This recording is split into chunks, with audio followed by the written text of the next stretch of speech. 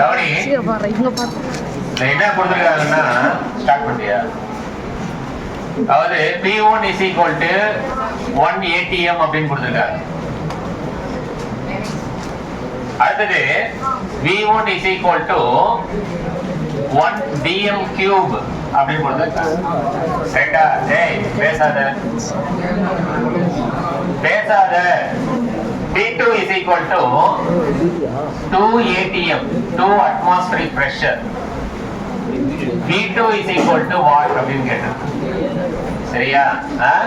So இங்க வந்து என்னன்னா நம்ம ஃபார்முலா எதை யூஸ் பண்றோம், டெம்பரேச்சர் வந்து T1 is equal to 298 Kelvin and அதாவது இந்த T1 இந்த T2 ரெண்டுமே டெம்பரேச்சர் T தான் கொடுத்திருக்காங்க.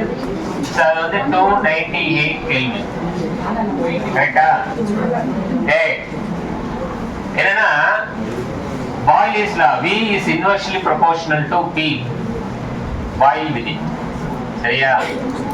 அப்ப PV is equal to என்னன்னு எழுதலாம்னா கான்ஸ்டன்ட் எழுதலாம். PV is equal to என்னது? கான்ஸ்டன்ட்.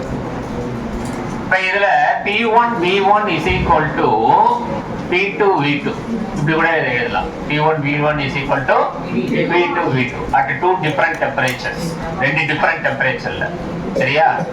இப்ப நம்ம கேட்டது என்னன்னா V2 என்னன்னு கேட்டிருக்காங்க. V2 என்ன?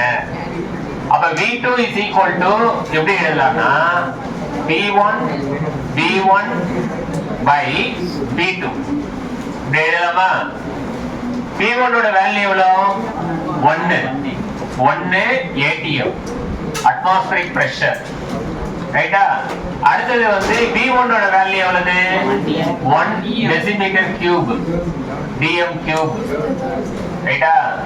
1 DM cube divided by P2 ஓட வேல்யூ என்னது? 2 atmospheric pressure. 2 atmospheric pressure. இப்ப இந்த atmospheric pressure கேன்சல் ஆயிடுச்சு. ரைட்டா? இப்போ 1 into 1 ஓட ஆன்சர் 1/2 1/2 ஓட ஆன்சர் வந்து 0.5 DM cube. சோ இதுதான் வந்து அவங்க கொடுத்திருக்கக்கூடிய கம்பல்சரி क्वेश्चनக்குரிய ஆன்சர். சரியா?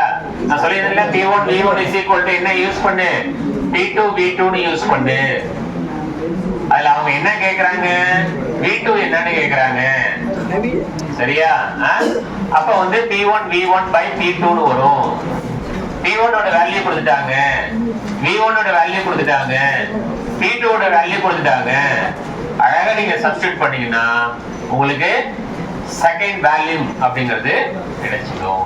இப்ப ஆன்சர் வந்து 0.5 DM cube னு போடணும். அப்பதான் அந்த யூனிட் போட்டாதான் மார்க். சரியா? Okay, thank you.